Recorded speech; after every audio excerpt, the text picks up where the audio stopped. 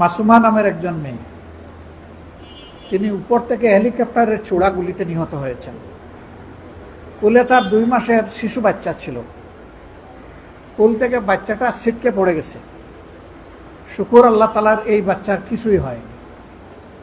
গায়ে সামান্য আঁচড় লাগারও কোনো চিহ্ন নাই। বাচ্চা বেঁচে গেছে, মা চলে গেছে। স্বামী গার্মেন্টস শ্রমিক। আমরা সেখানে তাদেরকে দেখতে গেলাম। এই ক্ষেত্রেও বাচ্চাটার দায়িত্ব আল্লাহর উপর মেহরবানি ভরসা করে আমরা কবুল করলাম। ঢাকার একজন বড় শিল্পপতি, তার কোনো বাচ্চা কাচ্চা পান নাই। তিনি ওই খবরকে পরিবারে গিয়েছেন, বলেছেন এই বাচ্চাটা আমাকে দেন, আমি দত্তক নিতে চাই, তারে পালতে চাই আমার নিজের মেয়ে হিসাবে। যিনি মারা গেছেন তার নাম সুমাইয়া, তার মেয়ের নাম সুবাইতা।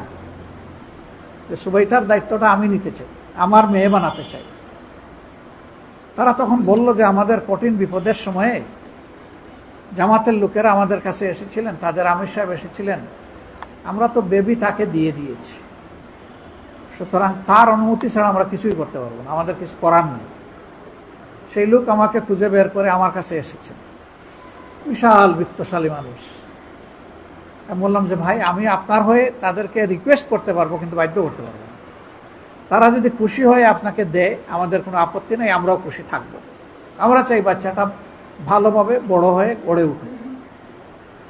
আমি তাদেরকে যখন বললাম, এই মেসেজ পাঠালাম, তখন বলল যে আমাদের শিল্পপতি হওয়ার দরকার নেই, বাচ্চাটা আপনাদের কুলে থাকুক, সেটাই আমরা চাই। আল্লাহু আকবার। মানুষের এই ভালোবাসার মর্যাদা কি দিয়ে আমরা পরিশোধ করতে পারবো বলেন? সারা বাংলাদেশ ঘুরে ঘুরে আমরা চেষ্টা করেছি এই দুঃখী মানুষগুলোকে আমাদের বুকের বিছানায় জায়গা দিতে। কতটা পেরেছি আল্লাহ ভালো জানেন। কেন আমরা এটা করি? আমরা করি এই কারণে যে মানুষ আশরাফুল মখলুকাত।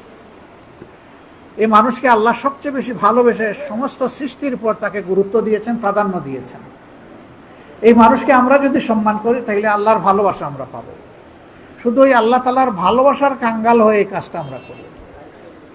এবং আমরা বিশ্বাস করি, সমাজে যদি এই ধরনের দরদ ভালোবাসার ভিত্তিতে একটা সমাজ গড়ে ওঠে, তাইলে সেই সমাজটাই কল্যাণ রাষ্ট্র, যেখানে প্রত্যেকটা মানুষের কাছ থেকে সম্মান পাবে, ভালোবাসা পাবে।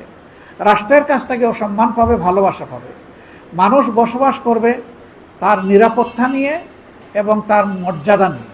এই দুইটা জিনিস সে ভোগ করবে। আবাল বৃদ্ধ বনিতা যারাই আছে, সকলে যার যার জায়গায় খুশি থাকবে, এমন একটা রাষ্ট্র আমরা গড়ে তুলতে চাই।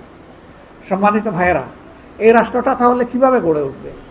এই রাষ্ট্র গড়ে উঠবে যদি সেই রাষ্ট্রটা আসলেই এমন একটা আদর্শকে, বাস্তব আদর্শকে অনুসরণ করে, যেটা দুনিয়ায় ছিল, যেটা দেখে শিক্ষা নেওয়া যায়।